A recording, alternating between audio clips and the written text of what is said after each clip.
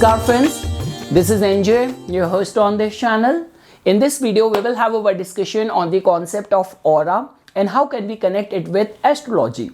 So guys, ever since Jupiter has transited to the Pisces sign, I couldn't tell you how badly I wanted to make video on these concepts like transcendental awareness, spirituality, dream interpretation, and aura was also in the back of my mind. But why I am uploading this video today?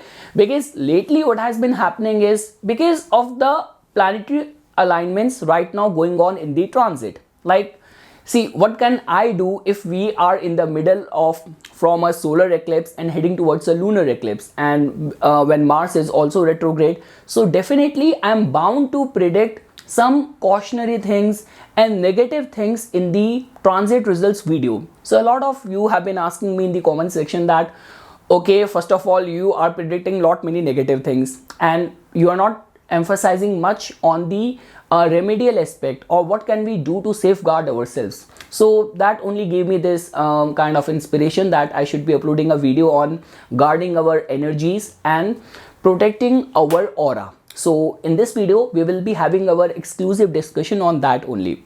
And guys, I have one very memorable experience to share on this aura, because I have not seen or noticed aura a lot in people's energies, but once I remember when Krishna Das, like he is one of my favorite bhajan singer, and listening to Hanuman Chalisa in his voice is like my addiction.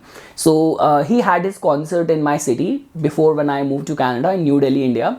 So he had his concert there, and imagine if you are such a big fan of a person, then day and night you listen to Hanuman Chalisa in his voice. When he was performing in front of me, I just got so lost and I was so spellbound that I was glued to him. And suddenly I saw a layer of the colorful layers which are surrounding him, and they were almost touching the ceiling. So that big sort of aura I have never ever seen in my life of someone. So that was first time when I noticed such a vivid aura of someone. So that was my own personal experience of looking at and noticing someone's aura in a form of positive energy. So which brings us to the first point of today's video, which is what is aura. So guys, if you will go by the language of the books or the Eastern philosophies, aura can be described as your electromagnetic field. It can be described as a luminous body which surrounds your physical body and which carries many different colors as well. Like, to understand aura, you also have to be familiar with the distinctive qualities of colors as well and their spiritual significance. Like, for example, when we talk about Vibgyor colors, so violet color which tells about cleverance, indigo tells about spirituality, then comes blue color which tells about intuitive aspect, green about communication, orange about adventure, yellow about creativity, and red about passion. So definitely any individual's aura could be constituted of these many colors as well, and it can have different layers as well. Now in this notion, in this concept, our Eastern philosophies have contributed a lot. Like, we understand the energies of our human body in the form of 7 chakras, like your Mooladhara chakra, then Swadhisthana, Manipura, Anahata, Vishuddhi, Ajna, and Sahasrar. So in the form of these chakras, you can understand that in which level your energy is currently resonating. Now guys, this brings to the astrology association with our aura. So now what I have seen over here is that if you actually want to understand someone's aura or someone's energy, so the player which plays a very pivotal role are, first of all, luminaries. Sun and moon has got a major say in describing someone's energies, which could be good, which could be bad. We will soon discuss that. And the other two aspects which comes out of our astrology chart are your ascendant lord and your 5th house, because somehow 5th house also tells about your personal vibe as well, and it is the original house of the planet Sun. So giving attention to these 4 entities can give you something about an individual's energy or his aura. Now guys, when we talk about how it interacts with other people, like how your aura or your energies interact with other people. So now that's very simple. I'm very much sure that you must have given attention to this, that sometimes what happens is that you talk to someone and suddenly the moment that person has come in front of you, that makes you very nervous. You start sweating or you start getting fidgeting or getting nervous. So what does this indicate? This indicates that your aura is weak, your energies are weak in front of that person. So that person is actually acting as a vacuum, or he's sucking out of the energy out of you. And the reverse case could be like this, that your energies are so strong, your aura is so strong, so formidable, that the moment you are going to be facing someone whose energies are weak, that person is going to get nervous. Now guys, this happen in so many different ways. You must have noticed this thing, that sometimes what happen, you are sitting in a room and a person enters. The moment that person enters, his energies or his aura is so negative that suddenly you find that stiffness in the air. Everyone starts feeling very sad, very gloomy, very melancholy. So that in itself is this indication that the energy or the aura of that specific person who has entered the room is very negative. Now guys, when we talk about the interaction of these auras between different people, now how you can relate it with astrology. So now, you know, this is a concept which will also help you in understanding the evil eye influence as well, because I keep on coming across, or like, because now I stopped uploading a lot many videos on my Hindi channel, but in Hindi channel I used to receive these comments a lot, like in Hindi we call it mujhe nazar lag jati hai. I easily get evil eye for any of my auspicious work in the form of facing obstacles now because of the evil eye of someone. So now if you want to understand that, so that's very simple. Let's look at it in this way, that there is a victim who is getting affected because of the evil eye, and there is a predator or a person who is going to be giving negative influence to the person. So when we talk about a person who is going to get affected, a victim in this scenario, so generally all those people who are going to have a weak ascendant lord or a weak moon, so these people tend to remain very prone or very vulnerable towards getting affected by any of the evil influence. Now when we talk about which all kind of people have this power to negatively give evil influence to someone, so these are those cases where people are going to have a strong Saturn and a very agitated Rahu. Now understand this thing. When I say Rahu can be working out in a dignified way as well. But here I mentioned this thing, that you will find Rahu to be placed in like 8th house, that too in a very enemy sign. Like for example, in the case of a Aries Lagna person, you will find Rahu to be placed in the 8th house, in the Scorpio sign, and Saturn individually to be placed in the 10th house or in the 7th house. So this is giving us this indication that Saturn is very strong, Rahu is very afflicted, and if the overall alignment of the chart of this person is making him a very resentful, very envious, very jealous kind of person, then definitely this person's energy or evil eye is definitely going to affect someone who is going to have a weak moon or a weak ascendant lord in his case. Now guys, when we talk about like the way I have mentioned this thing, that our energies interact on daily basis with each other. So how our aura gets formed, or in which all scenarios or situation it gets weak. Now we will try to understand that. So that's very simple. The constituting element for our aura has a lot to do with our lifestyle choices, and most importantly our thought pattern.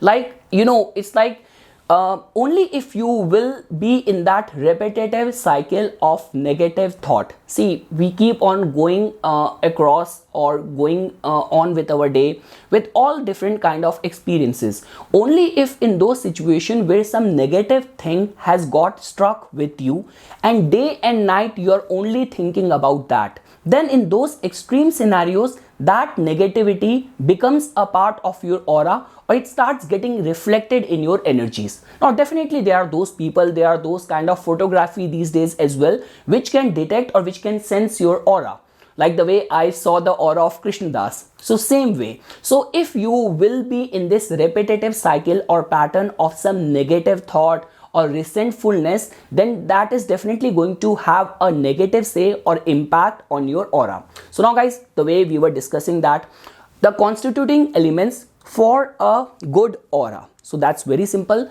Our eating habits has got a lot to do. Our sleeping pattern has got a lot to do.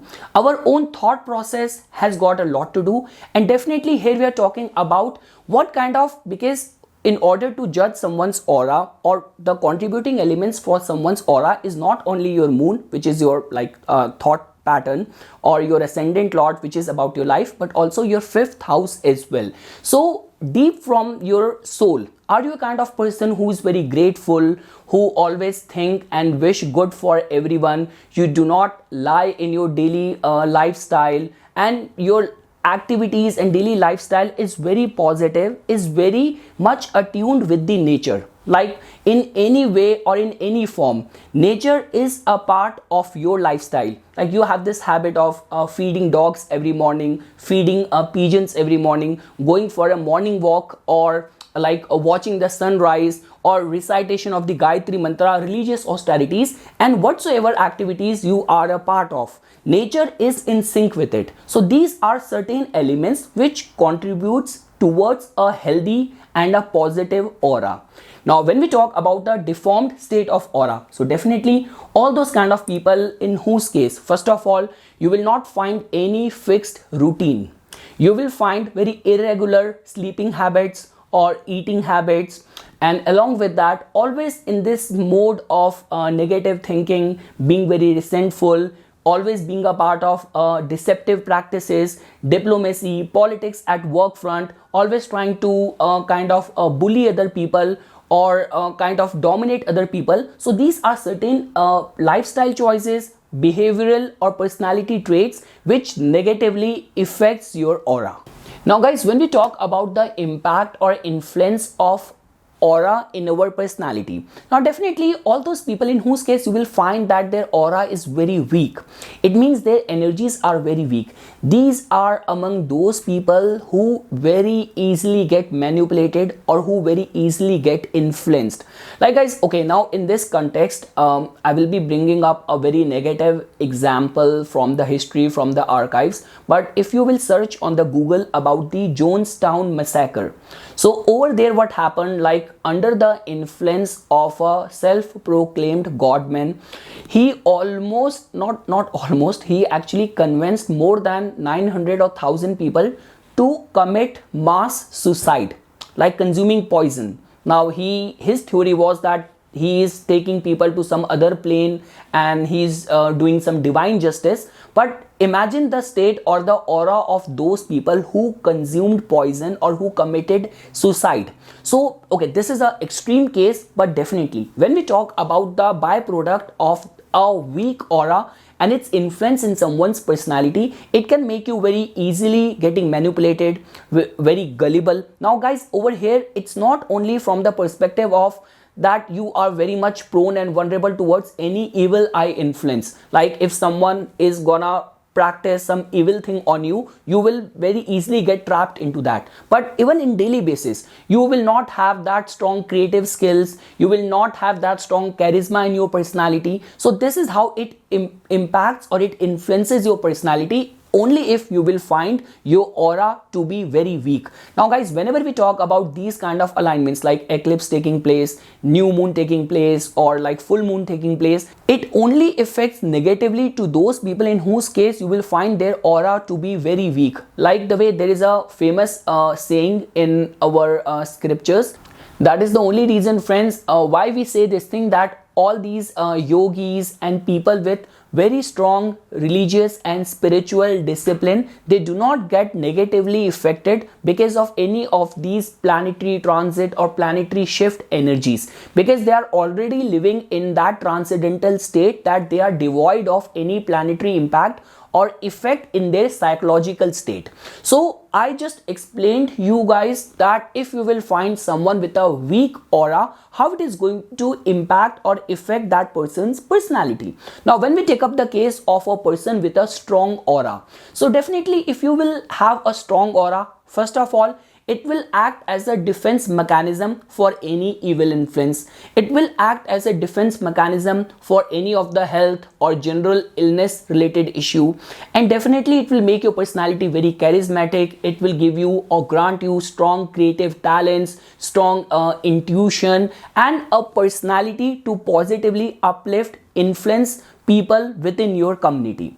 Now guys, it brings us to the last section of our today's discussion, is about how to improve it astrologically. So like the way at the beginning of this video I mentioned this thing, that the constituting players for your aura are your ascendant lord, planet sun, planet moon, and your fifth house. So what can you do? So in order to give strength to your moon, so I would say that definitely appreciating the beauty of moon on a full moon day becomes very important.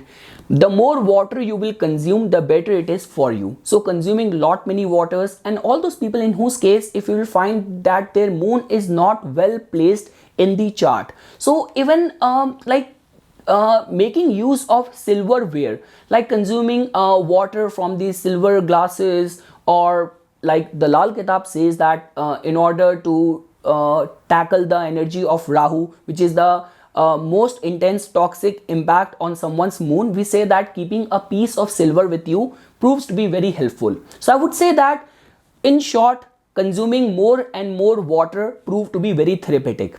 Now when we talk about from sun's perspective, so now guys, I do not want to restrict this discussion only to the Hindu religious practices. Like I would say that even appreciating the beauty of a rising sun can be very therapeutic for strengthening your sun, and also meditating, because here we have to go deep within. So doing a pranayama and doing the anulom vilom becomes also very therapeutic for giving more strength to your natal sun. Now when we talk about the fifth house, so guys, from the fifth house we see the signification of your soul, your true intent, your intention. So the more positive outlook you will carry, the better it is going to help your aura. Like imagine you being a person who is always happy, who is always being very grateful, devoid of any deception, always very truthful in the community, always trying to help other people, always looking for the next inspiration or idea for any of your craft, any of your work. So if you will work and behave with this kind of attitude, you will definitely give more power and more strength to your fifth house. And lastly guys, for your ascendant lord, so it will be definitely dependent on which planet has got a rulership of your lagna, and giving a weightage or power to your lagna will definitely grant more power to your ascendant lord, and in a way combining everything will contribute to a very robust, a very healthy aura, which will not only protect you from any of the vices of the society, any evil eye influence, any of the toxicity getting generated in the transit in the form of the eclipses, or also while in order to have a strong charisma in your personality to positively influence the world. So this is something friends which I wanted to say as a part of my inputs for this concept of aura. For further more updates and notifications on the divine science of Vedic astrology, please subscribe to my YouTube channel and like my Facebook page. Dhanyawad.